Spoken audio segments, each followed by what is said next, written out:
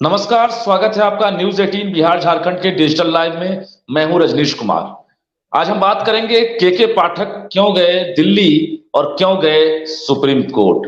तो धीरे धीरे खबर सबके सामने आने लगी है। हालांकि खबर को लेकर असमंजस की भी स्थिति बन गई है, क्योंकि पहले ये रूमर उड़ा कि के पाठक ने बिहार सरकार के खिलाफ एसएलपी दायर कर दिया है, यानी जो नियोजित शिक्षक हैं उन्हें झटका लग सकता है। लेकिन बिल्कुल मिथ्या खबर थी, बिल्कुल गलत और भ्रामक खबर थी। हम बार बार कह रहे थे कि आप धैर्य रखें, नियोजित शिक्षकों से जुड़ा हुआ कोई मुद्दा नहीं और एसएलपी दायर हुआ है। के पाठक सुप्रीम कोर्ट गए हैं, लेकिन मुद्दा बिहार में जो चल रही है शिक्षक बहाली, उससे जुड़ा है।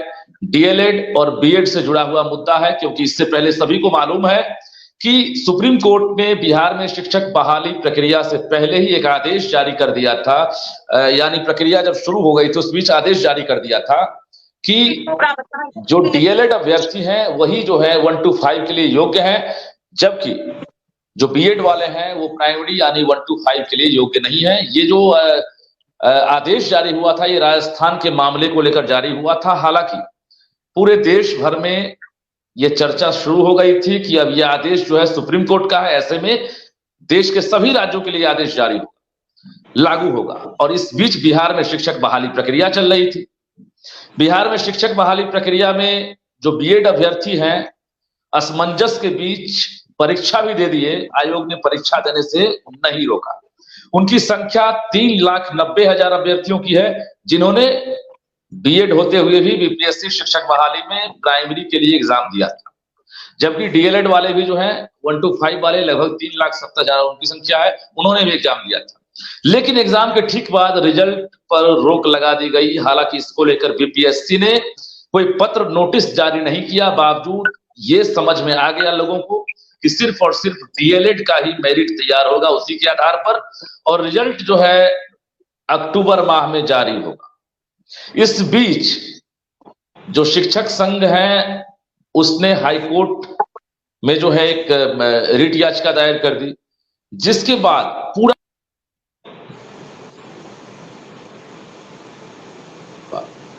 हाईकोर्ट के बाद सुप्रीम कोर्ट में क्या हुआ और सुप्रीम कोर्ट के बाद जो चर्चा हुई है आखिर किस लिए, हम तमाम मुद्दों पर बातचीत करेंगे। हमारे साथ जो भी दर्शक जुड़े हुए हैं, जो राज्य भर के शिक्षक अभ्यर्थी देख रहे हैं, उन्हें आज सारा कंफ्यूजन जो है उनका दूर किया जाएगा, क्योंकि हमारे साथ पैनल में अभी पटना हाईकोर्ट के वरीय अधिवक्ता मृत्युंजय कुमार जुड़े हुए हैं। इसके साथ साथ शिक्षक नेता आनंद कौशल सिंह जुड़े हुए हैं और शिक्षक नेता अश्विनी पांडे भी जुड़े हुए हैं। सभी लोगों का न्यूज 18 के डिजिटल लाइव में बहुत बहुत स्वागत है। और सबसे पहले हम बात करेंगे, हमारे साथ मृत्युंजय कुमार जो हाईकोर्ट के वरीय अधिवक्ता है, उन्हीं से बात करेंगे। जरा ये बताइए वकील साहब कि अब जो के पाठक सुप्रीम कोर्ट गए हैं, पॉइंट टू पॉइंट समझा दीजिए कि आखिर अभ्यर्थियों को इसमें चिंता करनी है कि नहीं, कौन से अभ्यर्थियों के लिए राहत की बात है, या पूरी जो चर्चा चल रही है कि बिहार में शिक्षक बहाली प्रक्रिया ही रुक जाएगी। ये पॉइंट टू पॉइंट आप समझा दीजिए। जी धन्यवाद। जो एसएलपी दायर करने की बात सामने आ रही है, वो माननीय पटना उच्च न्यायालय में रिट याचिका दायर की गई थी, जिसका नंबर है CWJC नंबर 9256 ऑफ 2023। तो उस केस में स्टेट के तरफ से एक इंटरलोकेटरी एप्लीकेशन फाइल किया गया था कि जो ऑनरेबल सुप्रीम कोर्ट का ऑर्डर है उसमें क्लैरिटी करते हुए, उसको क्लियर करते हुए और एक ऑर्डर पास किया जाए। जैसा कि ऑर्डर को देखने से ही लग रहा है, आप जब इस ऑर्डर में जाएंगे तो पैराग्राफ 5 में क्लियर लिखा हुआ है, honourable division bench of Patna high court का ये ऑब्जर्वेशन है, जो लिखते हैं कि we do not think that there is any lack of clarity so far as the binding nature of the judgments of the Honorable Supreme Court produced at Annexure 1 R/1, Annexure R/2, and there is no apparent conflict in the order at Annexure R/3. We find the petition to be misconceived.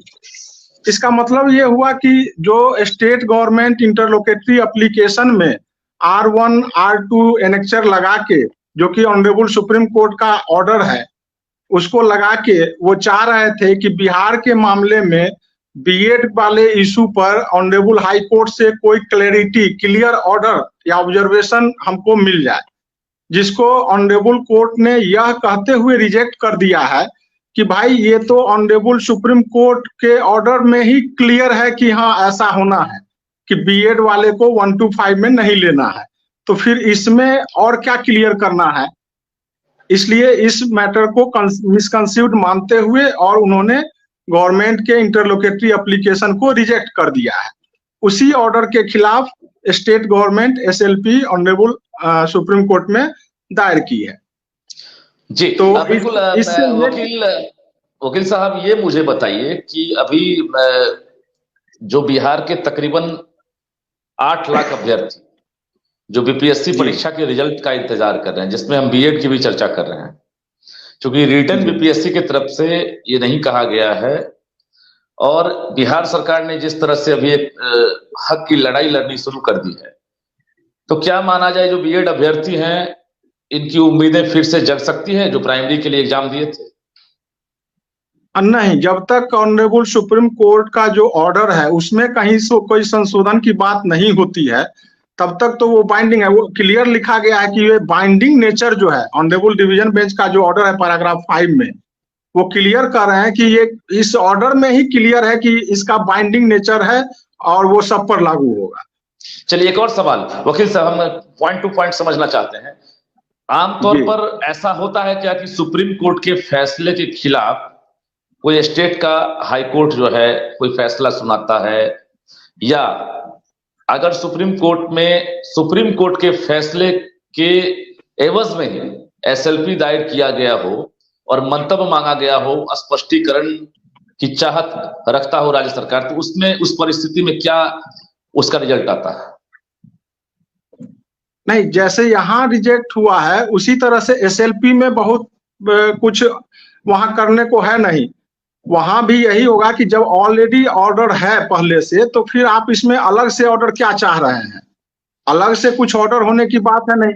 अब जो यहाँ writ file है, अगर उसमें honourable high court के द्वारा कोई contradictory order आती है, अगर ऑनरेबल सुप्रीम कोर्ट का जो ऑर्डर है उससे इतर कोई कॉन्फ्लिक्ट आता है, कोई फैक्ट सामने आता है और उसके आधार पर अगर ऑनरेबल हाई कोर्ट का कोई ऐसा जजमेंट आता है। चलिए हम वकील साहब से हम फिर बातचीत करेंगे, लेकिन हमारे साथ आनंद कौशल सिंह भी जुड़े हुए हैं, अश्विनी पांडे भी जुड़े हुए हैं। अश्विनी जी, अब मुझे ये बताइए कि आप लोग भी बिहार के नियोजित टीचर हैं और एक तो पहले र्यूमर उड़ा कि अब राज्यकर्मी का जो दर्जा मिलने वाला है वो तो अब मिलने से गया, क्योंकि अब सरकार के खिलाफ ही के पाठक एसएलपी दायर कर दिए।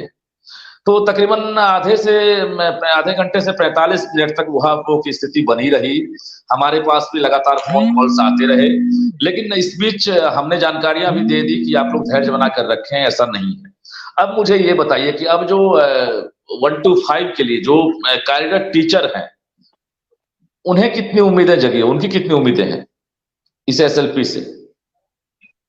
सबसे बड़ी बात यह है कि नियोजित शिक्षकों के साथ सबसे बड़ा समस्या ये है कि वो खुद के अपने दुश्मन हैं। शुरू से हम लोग देखते आए हैं, इससे पहले कि इंडेक्स 3 का मामला था, जब हम लोग ट्रेंड होके आए थे तो वेतन निर्धारण हो रहा था, तो ऐसे ही सारे जिलों में अच्छे से निर्धारण हो गया था। कुछ एक जिलों में मामला फंसा था। आनंद कौशल भाई भी, आप इनसे भी इसका क्लियरिफिकेशन ले लीजिएगा। बचकानी हरकत करके कूदे कूदे कोर्ट में चले गए। जब सरकार से संवाद चल रहा हो, पॉजिटिव नेगोशिएशन चल रहा हो, चीजें सब पॉजिटिव हो रही हो, तो कोर्ट में कूदा कूदी थोड़ा कम करना चाहिए, एक चीज। दूसरी बात, जो आपने बीएड से सवाल पूछा, वो देखिए, ये बिहार सरकार तय करने वाली कोई बॉडी नहीं है। एनसीटी तय करती है, एनसीटी के खिलाफ फैसला हुआ है, एनसीटी ने अपने फैसले को वापस ले लिया। अब कोई स्टेट गवर्नमेंट कुछ भी कर ले, ये सब जो है टाइम जो है कंज्यूम करने का डिले टैक्टिक्स चल रहा है।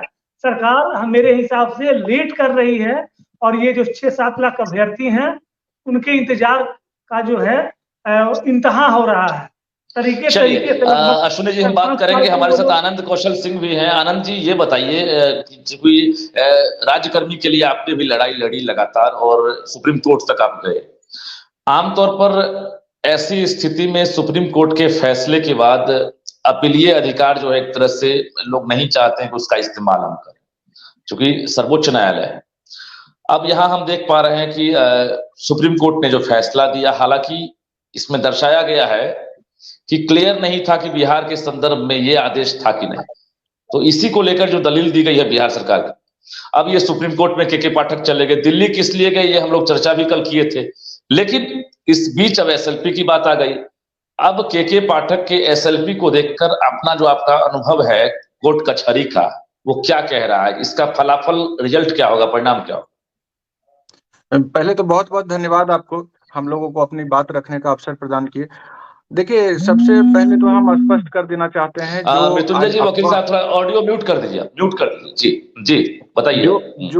जो अफवाह आज फैला था कि सरकार की तरफ से पाठक जी दिल्ली गए हैं और राज्यकर्मी को लेके ऐसे एसएलपी, ये बिल्कुल बेबुनियाद आपने जो चलाया खबर, उस पर मुहर लगी कि कोई संशय की स्थिति नहीं है, राज्यकर्मी को लेके कोई मामला ही नहीं। कुछ लोग इसको भ्रम की स्थिति पैदा किए थे। न्यूज 18 को इसलिए भी हम धन्यवाद देते हैं कि कहीं भी कोई ऐसा अफवाह है तो उसको न्यूज 18 प्रमुखता से सामने ला करके और उसका खंडन कर देता है, तो सब अफवाह समाप्त है।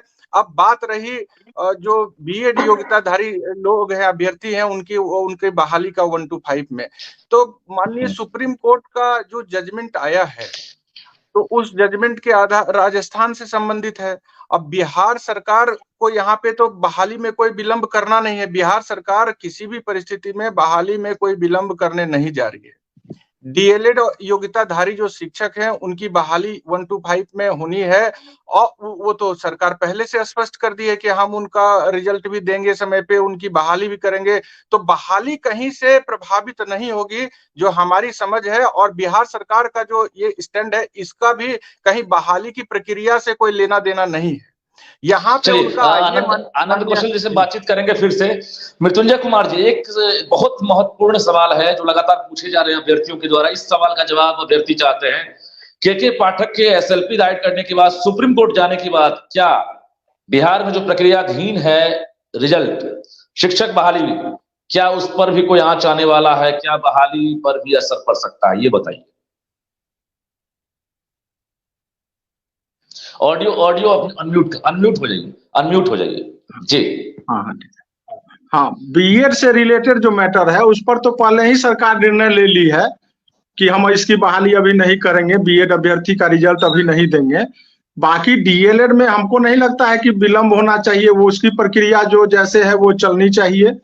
और इसमें बीएड के मामले में कहीं कोई कंट्राडिक्टरी ऑर्डर भी नहीं आया है। ऐसा नहीं है कि ऑनरेबल हाई कोर्ट ने बीएड योग्यताधारी वालों के लिए पॉजिटिव ऑर्डर किया हो और उसके खिलाफ सरकार गई हो, ऐसा भी कुछ नहीं है।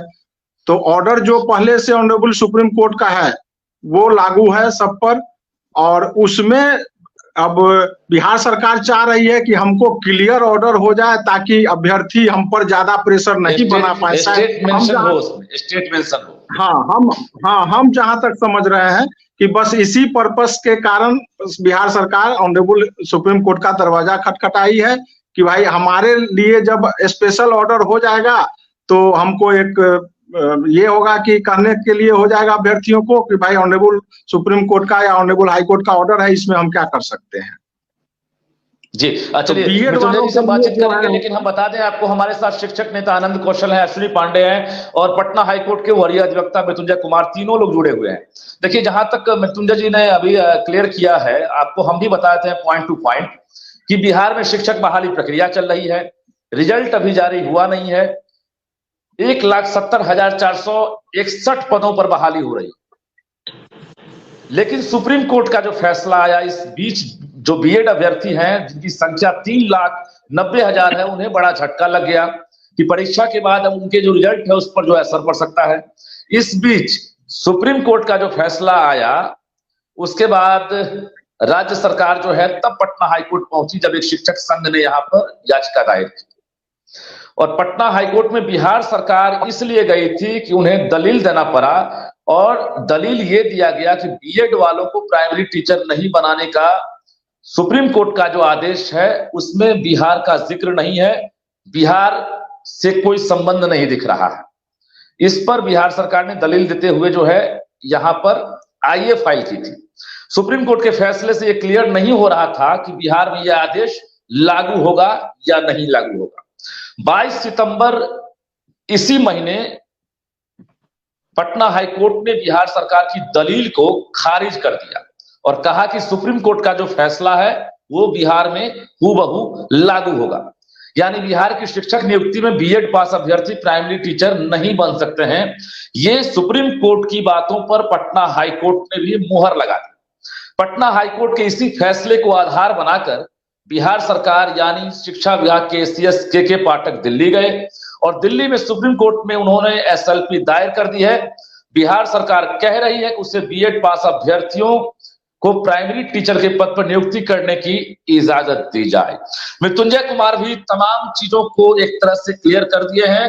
फिर से हम मृत्युंजय जी के पास जाते हैं। मृत्युंजय जी, आपने सुप्रीम कोर्ट का जो आदेश है उसे भी देखा होगा। बिहार सरकार ने एनसीटी से भी मंतव्य मांगी थी, क्योंकि supreme court via NCT then राज्य सरकार देन बीपीएससी, ये एक चेन रिएक्शन है। सीधा सुप्रीम कोर्ट जो है वो बिहार सरकार को शिक्षा के मामले में या आयोग के मामले में हस्तक्षेप नहीं करती है, लेकिन उनके आदेश को हूबहू माना जाता है अब तक जो रहा है। सुप्रीम कोर्ट ने एनसीटी को एक तरह से मानक तय करने के लिए इशारा दिया और एनसीटी सभी राज्य सरकार को यानी जो बहाली जहां जहां हो रही है उनको फॉलो करना था। इस बीच मृत्युंजय जी मुझे ये बताइए, आपने सुप्रीम कोर्ट का ऑर्डर देखा होगा, उसमें क्या ये क्लियर हो रहा था कि ये राजस्थान के मामले को लेकर फैसला था या राजस्थान से रिलेटेड तमाम जो स्टेट हैं जहां भी शिक्षक बहाली प्रक्रिया चल रही है या बहाली होगी वहां पर 1 to 5 में बीएड अभ्यर्थियों को बाहर का रास्ता दिखा दिया गया? क्या लगा?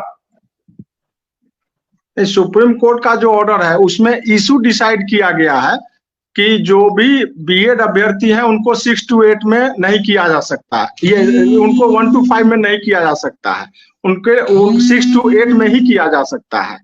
तो ये इशू डिसाइड हो गया है। और कुछ मामले में जहां स्क्रूटनी चल रही, जैसे छत्तीसगढ़ वाला जो मामला है, तो उसमें भी जो स्क्रूटनी चल रही थी उसको भी वापस लेने के लिए डायरेक्शन हुआ है। तो इन सब बातों को देखते हुए ये तो तय है कि जो मानक बनाई गई है कि 1 to 5 में बीएड वाले को नहीं करना है, वो एज इट इज आज के डेट में लागू है। और आने वाले समय में अब बिहार के लिए क्या होगा, फैक्ट ये है कि चूंकि प्रक्रिया चालू हो चुकी है, परीक्षा हो चुकी है, अब इसको उसमें शामिल किया जाए, उस ऑर्डर से वो अफेक्टेड होंगे नहीं होंगे, इसके लिए तो एक सीधा सवाल, एकदम नटसेल में कट टू कट सवाल ये है, क्योंकि एसएलपी दायर करने का मतलब, रिट दायर करने का मतलब लोगों की समझ में क्लियर आता है कि किसी के विरोध में गए।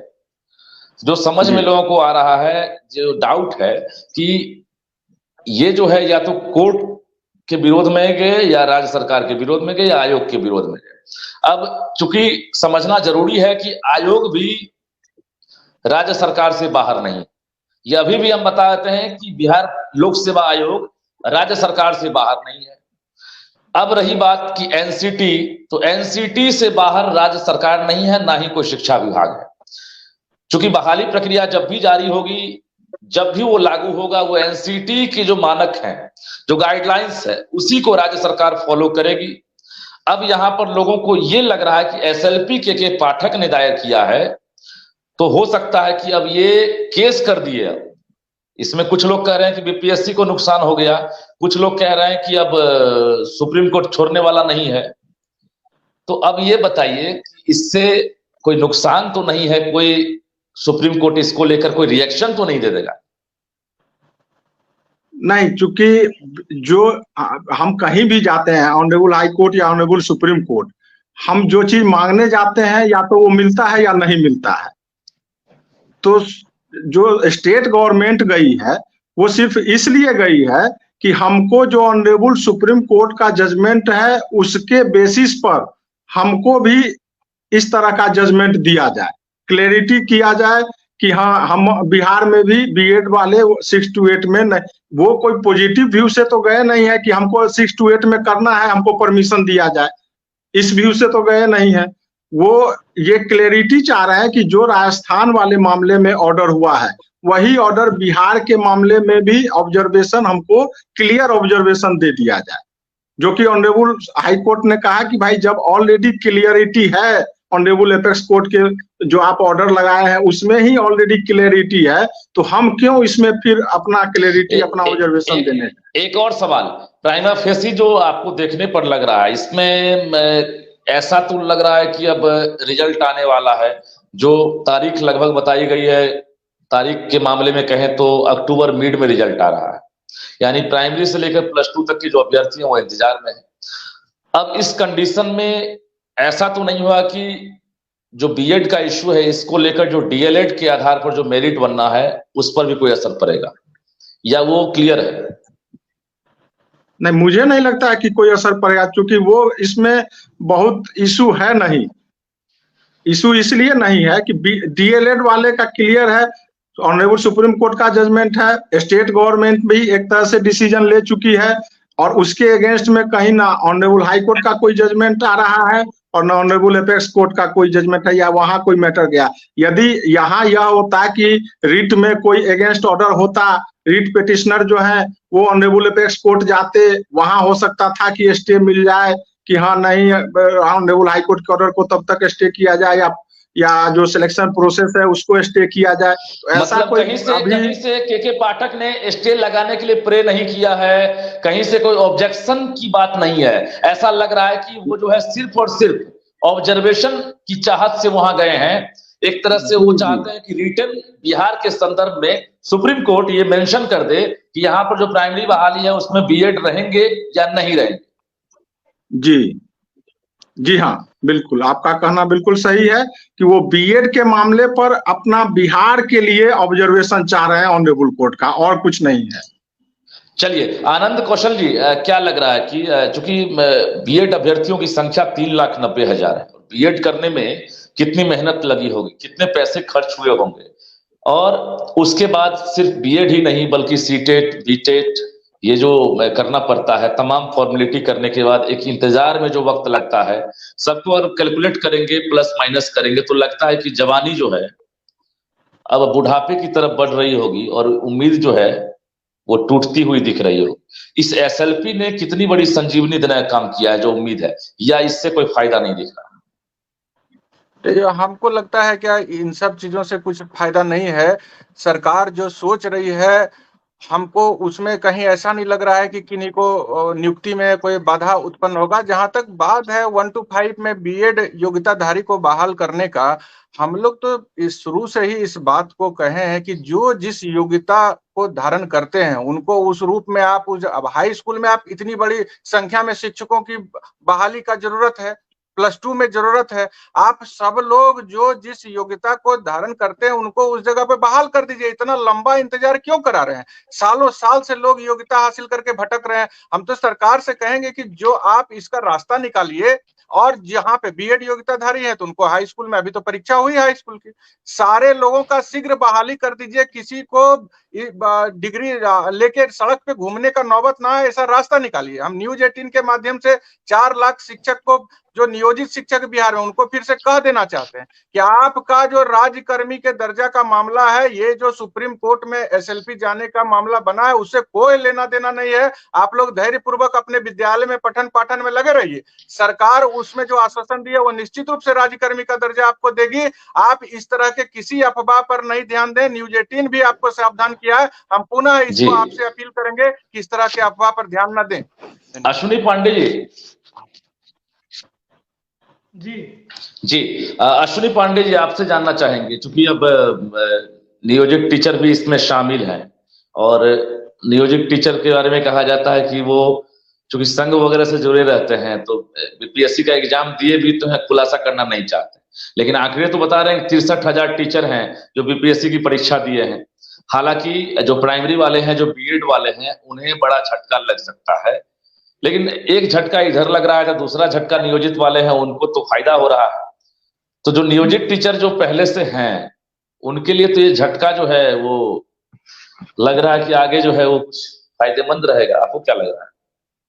नहीं, नियोजित शिक्षकों का जहां तक मुद्दा है, जो फॉर्म भरे हैं, मेरी जानकारी में मैक्सिमम लोग वैसे हैं जो या तो प्राइमरी में हैं, उनका हाई स्कूल या +2 में रिजल्ट था, तो वैसे लोग बैठे। मैक्सिमम नियोजित शिक्षक जो शिक्षक संघों की बातों को मान करके लगभग 4 लाख शिक्षक थे, तो उन लोगों ने फॉर्म नहीं भरा है। दूसरी बात ये जो हो रही है जो बार बार आपके द्वारा पूछा भी जा रहा है और कमेंट में भी आ रहा है और लोगों का भी ये है, बहाली देखिए इससे डिले तो होगी। एसएलपी जब होता है, मुझे भी कुछ नॉलेज है, तक हम लोग भी लड़े हैं, एसएलपी अलाउ होता है। इन्होंने प्रे किया है, अभी सुप्रीम कोर्ट उसको अलाउ करेगा या पहले ही बाद में खारिज कर देगा कि सारा चीज क्लियर है, तुम भागो यहाँ से, ये भी हो सकता है। कारण ये है कि सुप्रीम कोर्ट से ऑर्डर पास है, रिव्यू में जाके फिर उसका क्लियरिफिकेशन हो गया है, 3 जजों की बेंच देख चुकी है। नहीं, इसमें अश्विनी जी, इसमें चूंकि हाईकोर्ट के वरीय एडवोकेट हमारे पास बैठे हुए हैं, इसमें लीगल एडवाइस जो है ना वो मिल चुका है। इसमें देखिए इन्होंने क्लियर कर दिया है कि ये सिर्फ ऑब्जर्वेशन के लिए एसएलपी किया गया। एसएलपी का मोड समझ लीजिए, लोगों को ये जानकारी नहीं है एसएलपी कितने टाइप का होता है, क्योंकि जो लीगल एडवाइजर होते हैं, जो एडवोकेट होते हैं, उन्हें ये एक तरह से जानकारी होती है। हम एक बार मृत्युंजय कुमार से जानना चाहते हैं, क्योंकि हमने पहले भी चर्चा की है कि केस हो गया है ना, केस हो गया, केस के बाद लोग अपील में जाते हैं, फैसला होता है, बहुत सारी चीजें हैं। मृत्युंजय जी एक चीज और पूछना चाहेंगे, एसएलपी का जो मतलब है, लोग एसएलपी चर्चा हो रही है कि अब के पाठक एसएलपी कर दिए तो अब काम खत्म हो गया, अब तो बहाली गई। अब एसएलपी जरा बताइए। एसएलपी जो होता है उसका फुल फॉर्म होता है स्पेशल लीव पिटीशन।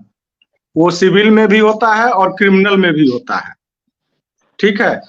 तो सिविल में जो सिविल मैटर, सर्विस मैटर वगैरह होते हैं, उसके अगर कोई हाई कोर्ट का जजमेंट होता है, ऑर्डर होता है, उसके खिलाफ आप अपील जाते हैं तो वो एसएलपी कहलाता है सिविल में। ऑर्डर फाइनल भी हो सकता है, ऑर्डर इंट्रीम भी हो सकता है। तो ये जो गए हैं वो इंट्रीम ऑर्डर के खिलाफ गए हैं, ये फाइनल ऑर्डर नहीं है कोर्ट का। फाइनल ऑर्डर केस अभी पेंडिंग है, इन्होंने इंटरलोकेटरी एप्लीकेशन दायर किया था, उसके खिलाफ गए हैं। और जैसा कि मैंने पहले बताया कि आप कोर्ट में जाते हैं तो हम जाते हैं तो हम जो मांगने जाएंगे या तो हमको मिलेगा या वो रिजेक्ट हो जाएगा। ऐसा नहीं होता है कि हम मांगने जा रहे हैं तो आपको कुछ बेनिफिट मिल जाएगा। अगर सरकार गई है, हम एक चीज और, मृत्युंजय जी कितनी अच्छी जानकारी आप दे रहे हैं, महत्वपूर्ण जानकारी दे रहे हैं। हम जरा दर्शकों को बता दें और जो अभ्यर्थी जुड़े हुए हैं कि सुप्रीम कोर्ट कभी भी अपने फैसले को काट नहीं सकती है, कॉमन भाषा में समझिए। क्योंकि सुप्रीम कोर्ट का ये फैसला है, ये अनुभव भी है, वकील साहब ने ये बताया है, और अब तक अमूमन ऐसा ही देखा गया। भारत का इतिहास जो है, जो संवैधानिक ढांचा बना हुआ है, और जो आईपीसी, सीआरपीसी और जो सीपीसी है, उसको अगर आप देखेंगे तो सुप्रीम कोर्ट सर्वोच्च न्यायालय है, देश का सबसे बड़ा न्यायालय, जहां पर एक तरह से न्याय के मंदिर में आखिरी उम्मीद लेकर लोग जाते हैं। और सुप्रीम कोर्ट ने यह फैसला सुनाया है, तो जहां तक मेरी समझ है, सुप्रीम कोर्ट अपने फैसले के विपरीत कभी नहीं जाएगा। दूसरी बात, ये ऑब्जर्वेशन का रिजल्ट क्या होगा, हो सकता है के पाठक को इसकी जानकारी रिटर्न रूप से सुप्रीम कोर्ट के जो न्यायाधीश हैं वो दे दें कि हाँ, ये राजस्थान के अलावे बाकी जो स्टेट हैं उसके लिए भी ये लागू है। इसके बाद ये संतुष्ट होकर वापस लौट आए। लेकिन इसमें यह नहीं है कि सुप्रीम कोर्ट आपने जो फैसला सुनाया है हम इससे संतुष्ट नहीं है, इसके बाद कोई दरवाजा नहीं। भारतीय संविधान की अगर बात करेंगे, जो स्ट्रक्चर बना हुआ है, आप खुद देखेंगे कि आखिरी उम्मीद, हमने बताया कि आखिरी उम्मीद, आखिरी प्लेटफॉर्म है और आखिरी रास्ता भी। उसके बाद आप कहां जाएंगे? एक जगह जा सकते हैं, लेकिन इस केस में नहीं जाएंगे, वकील साहब समझ रहे हैं।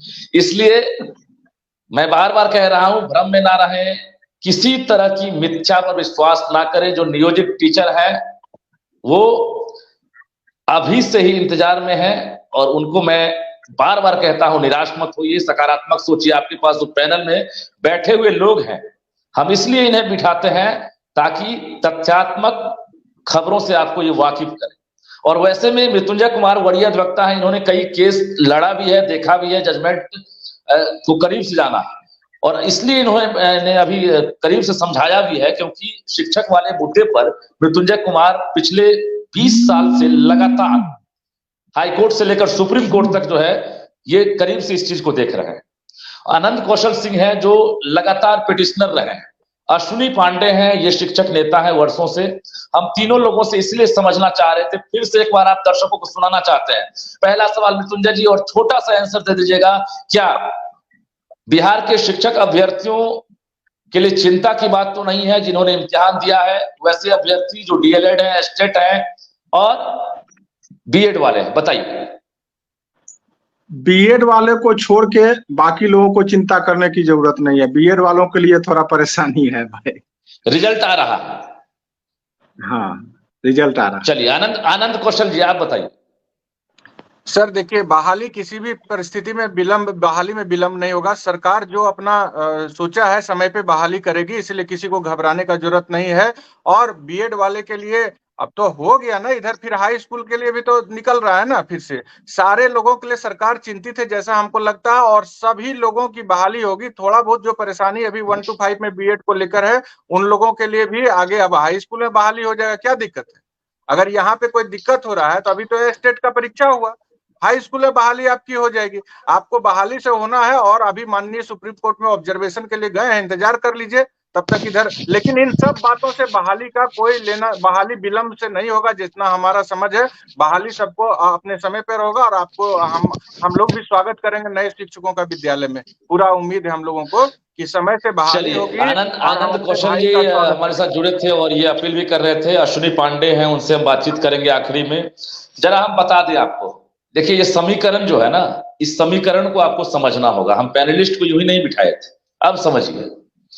पूरे बिहार में एक तरह से इलेक्शन मोड आपको नजर आ रहा होगा, और पूरी बिहार सरकार इलेक्शन मोड में आ गई। ये जो बहाली, नियुक्ति या रिजल्ट, तमाम चीज आपके सामने है और आप गुजर रहे हैं। वैकेंसी सब कुछ आप देख ही रहे हैं, एक ही विभाग नहीं कई विभाग हैं। अब आने वाला है लोकसभा चुनाव, और लोकसभा चुनाव से पहले पहली बहाली खत्म नहीं हुई, दूसरी बहाली के लिए कैबिनेट से मुहर लग गई। अब उसका विज्ञापन जारी करने के लिए शिक्षा विभाग ने तैयारी कर ली है। वहां से अब बीपीएससी को अब अधियाचिका भेजी जाएगी। तो इंतजार कीजिए, जब दूसरी बहाली के लिए बिहार सरकार तैयार है तो खुद अपने पैर पर कोई भला क्यों कुल्हाड़ी मारे। सरकार को पता है कि ना जाने कब आचार संहिता लागू हो जाएगी, और सरकार को यह भी पता है, यह भी डर है कि हो सकता है कब असमय चुनाव की घोषणा हो जाए।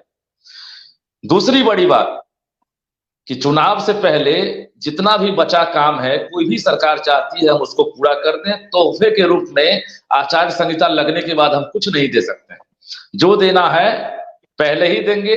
तो सरकार अगर खुद ऐसी गलती करे तो समझिए कि इसका असर नहीं होने वाला है। अब आपको लगता है के पाठक दिल्ली गए, सुप्रीम कोर्ट गए और बहाली प्रक्रिया फंस गई। बता दें आपको कि दूसरी बहाली प्रक्रिया शुरू हो रही है, और वेट कीजिए 15 से 17 अक्टूबर तक आपका विज्ञापन जारी हो रहा है। जो बीएड अभ्यर्थी अभी निराश हो रहे हैं, वो 6 to 8 में उन्हें मौका दिया जा रहा है। सीटों की संख्या भी बढ़ेगी, आप वेट कीजिए। हालांकि जो प्राइमरी वाले हैं उनसे बचेगा, उसके बाद सीटों की संख्या बढ़ेगी। लेकिन 6 to 8 में फिलहाल जो 32-36 हजार जो भी आप सुन रहे हैं, उसने तो वैकेंसी आ रहे हैं। और एक बहाली जब तक पूरी नहीं होती है, यानी रिजल्ट जब तक जारी नहीं होता है, तब दूसरी बहाली शुरू नहीं हो सकती है। आप समझ लीजिए मैथ को कि आपको अक्टूबर के 10 तारीख के बाद बीपीएससी रिजल्ट बोर्ड में चला जाएगा। 10 से लेकर 15 तक उम्मीद रखिए कि आपके जो है प्राइमरी से लेकर +2 का रिजल्ट आ रहा है, यानी 1-2 से लेकर और 12 तक का रिजल्ट आ रहा है, प्राइमरी से उच्च माध्यमिक तक का। रिजल्ट के तुरंत बाद राज्य सरकार तैयारी में है कि हम अधियाचिका भेजेंगे बीपीएससी को, और बीपीएससी सीधा विज्ञापन जारी कर देगा। अब आप समझ लीजिए कि जब इस जो के पाठक का जो नया एक्शन है एसएलपी वाला, अगर ऐसा होता तो सरकार दूसरे फेज की बहाली के लिए कैबिनेट से मुहर लगाती क्या। वकील साहब ने बहुत अच्छी बात कही है कि इससे बहाली पर कोई असर नहीं होगा। हम वकील साहब के बयान के बाद ही अपना ऑब्जर्वेशन आपको सुना रहे थे। अश्विनी पांडे चलते चलते क्या कहना चाहेंगे नियोजित शिक्षक से और जो अभ्यर्थी है उनसे, क्योंकि इंतजार की घड़ियां लगातार लंबी होती जा रही थी, और हमने ये खबर दिखाया कि अक्टूबर में दुर्गा पूजा से पहले नियोजित शिक्षकों को तोहफा मिलेगा। 2 अक्टूबर आ रहा है, 2 अक्टूबर को लेकर हम फिर से एक बार कहना चाहते हैं कि दावा नहीं कर रहे हैं, लेकिन इतिहास रहा बिहार का कि 2 अक्टूबर को कुछ न कुछ सरकार देती रही है। इतिहास रहा, नीतीश कुमार ऐसे मुख्यमंत्री हैं जो इतिहास को दोहराना चाहेंगे।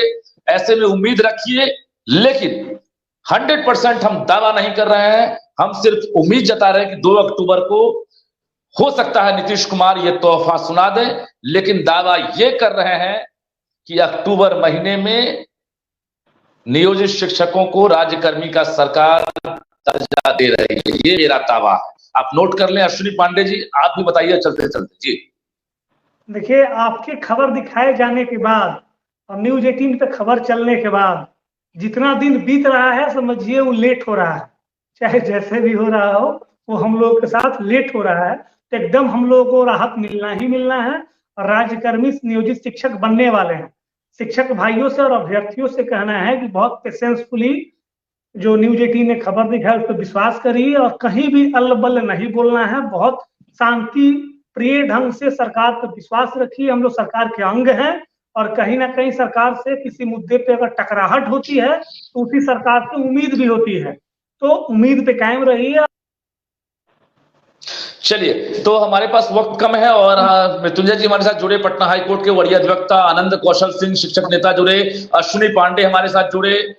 तमाम मेहमानों का बहुत बहुत शुक्रिया ये कंफ्यूजन दूर करने के लिए, क्योंकि लाखों अभ्यर्थियों के भविष्य से जुड़ा हुआ मामला है और जो भ्रम है, जो कंफ्यूजन है, जो अफवाह है, उससे लोगों की परेशानी बढ़ रही है। तो निश्चित रूप से चाहे वो नियोजित टीचर हो या शिक्षक अभ्यर्थी हो, आप परेशान ना हो, धैर्य रखें, आगे सब कुछ अच्छा होगा। पॉजिटिव सोच के साथ ही आप आगे बढ़ सकते हैं। तो दीजिए इजाजत, नमस्कार। बहुत बहुत धन्यवाद।